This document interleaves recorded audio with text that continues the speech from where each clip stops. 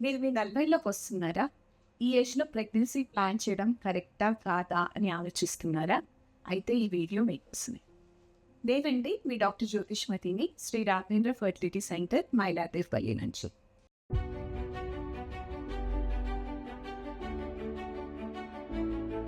సమాజంలో మనం తరచుగా వింటూ ఉంటాము.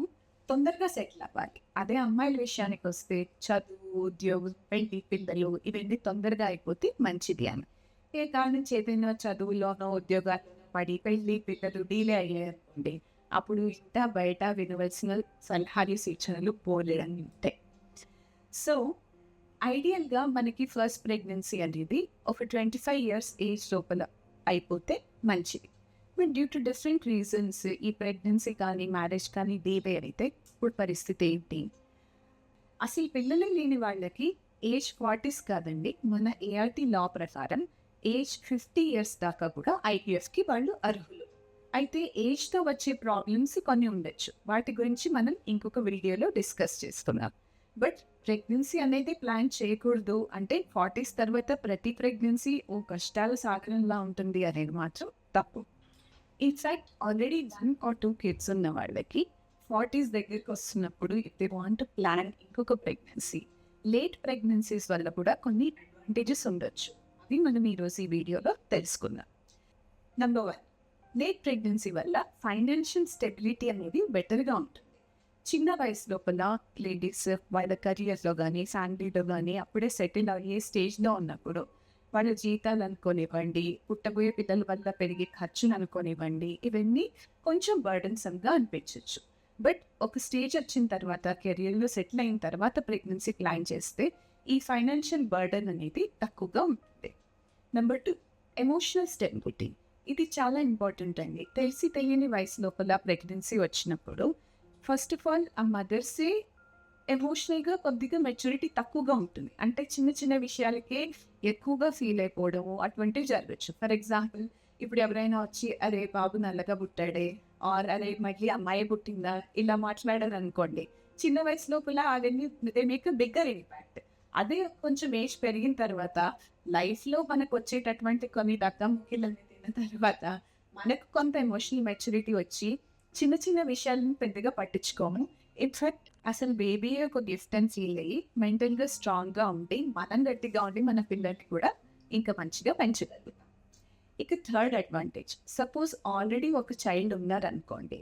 అలాంటి వాళ్ళకి లేట్ ఏజ్ అని ఆలోచించకుండా ఇంకొక ప్రెగ్నెన్సీ అరౌండ్ 40s ఉన్న ప్లాన్ చేస్తే ద బిగ్గెస్ట్ గిఫ్ట్ మీరున్న చైల్డ్‌కి ఇచ్చేది ఒక లైఫ్ లాంగ్ కంపానియన్, ఒక మంచి సిబ్లింగ్‌ని ఇవ్వడం జరుగుతుంది. సో, మీకు పిల్లల్ని పెంచడంలో గూడా ఒక ఎల్డర్ సిబ్లింగ్ ఉంటే సగం చూసుకోవడం వాళ్ళే. వాళ్ళు ఎంజాయ్ చేసుకుంటూ వాళ్ళు చూసుకుంటారు. వాళ్ళిద్దరి బాండ్ చూసుకోవడం మీకు చాలా ముచ్చటేస్తుంది. ఇక మదర్‌కొచ్చే health benefits, any pregnancy decreases the chance of breast cancer and ovarian cancer. ఇవి కాక లేట్ ఏజ్‌లో ప్రెగ్నెన్సీ రావడం వల్ల కాగ్నిటివ్ ప్రాబ్లమ్స్, మతిమరుపు అటువంటి సమస్యలు అటువంటి లేడీస్‌లో ఫ్యూచర్‌లో వచ్చే ఛాన్సెస్ తక్కువగా ఉంటాయని కొన్ని స్టడీస్ మనకు చెప్పాయి. ఇంకొక అడ్వాంటేజ్ ఏంటంటే లేట్ ఏజ్‌లో ప్రెగ్నెన్సీస్ అయితే గనక ఆ పిల్లల్లో చురుకుదనం కానివ్వండి, తెలివితేటలు కానివ్వండి, సోషల్‌గా అందరిలో మిక్స్ అయ్యే ఛాన్సెస్ కానివ్వండి, మన పేరెంటింగ్ స్టైల్ అనేది కొంత మార్పు అంటే కొంత పరిపక్వతతో వాళ్ళని చూసుకోవడం జరుగుతుంది కాబట్టి ఆ పిల్లలు ఎమోషనల్‌గా కూడా స్ట్రాంగ్‌గా ఉన్నారని ఇది కూడా కొన్ని స్టడీస్‌లో ప్రూవ్ అయింది. సో, మీకు మొదటిసారి లేదా మళ్ళీ కమ్మనైన ఈ అమ్మదనాన్ని ఆస్వాదించాలి అని అనుకుంటే age is definitely not a barrier. But గుర్తుంచుకోండి, ప్రెగ్నెన్సీ ప్లాన్ చేసే ముందు బేస్ లైన్ హెల్త్ స్టేటస్ బాగుండాలి. అంటే సపోజ్ ఊబకాయం, ఒబెసిటీ ఉంది, వాళ్ళు నార్మల్ వెయిట్ రేంజ్‌లోకి రావాలి. అడిషనల్ హెల్త్ ప్రాబ్లమ్స్ అంటే ఏజ్ వల్ల కొంతమందికి వచ్చే బీపీ కానీ, షుగర్ కానీ, లిపిడ్ అబ్నార్మాలిటీస్ అలాంటివన్నీ ఏమి లేకుండా అవి కంట్రోల్‌లో ఉండేటట్లు చూసుకొని ప్రెగ్నెన్సీ అనేది ప్లాన్ చేయాలి. సపోజ్ ఏవైనా అబ్నార్మాలిటీస్ ఉంటే అవి కంట్రోల్ చేసుకొని ప్రెగ్నెన్సీ ప్లాన్ చేయాల్సి ఉంటుంది. Second thing, good family support. ఇప్పుడు పిల్లలు పుట్టిన తర్వాత కెరియర్‌లో హస్బెండ్ అండ్ వైఫ్ ప్లాన్ చేసుకోవడం అంటే నీడ్స్ ఎలా ప్లాన్ చేసుకోవాలి, ఇంట్లో పిల్లలు పుట్టిన తర్వాత ఎవరు చూసుకోవడానికి ఉంటారో, పెద్దవాళ్ళు ఉంటే వాళ్ళతో మాట్లాడుకోవడం, లేదు అనుకుంటే నానీస్‌ని మాట్లాడుకోవడం, ఇటువంటివన్నీ ప్రాపర్‌గా ప్లాన్ చేసుకుంటే పుట్టిన తర్వాత టెన్షన్ పడుతున్నా ఉంటారు.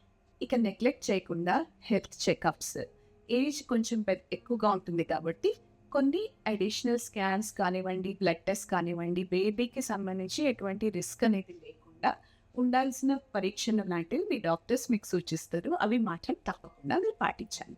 ఫైనల్లీ చంటి పిల్లల వల్ల కలిగే ఆనందం, వాళ్ళ నవ్వులు, వాళ్ళ ఇన్నోసెన్స్ ఇవన్నీ కూడా మనము ఎన్ని ప్రాణాయామాలు చేసినా, ఎన్ని వెంకీ ఆసనాలు చేసినా మనకు దొరకని స్ట్రెస్ రిలీఫ్ అనేది మనం ఒక చిన్న పిల్లలు ఎత్తుకున్నప్పుడు, వాళ్ళని దగ్గర తీసుకున్నప్పుడు మనకు కలుగుతుంది. So, age is definitely not a barrier for pregnancy. So, చిన్న వయసులోనే పిల్లలైతే మరీ మంచిది. కానీ అలా కాని పక్షంలో లేట్ ఏజ్ ప్రెగ్నెన్సీస్ కూడా మంచివి.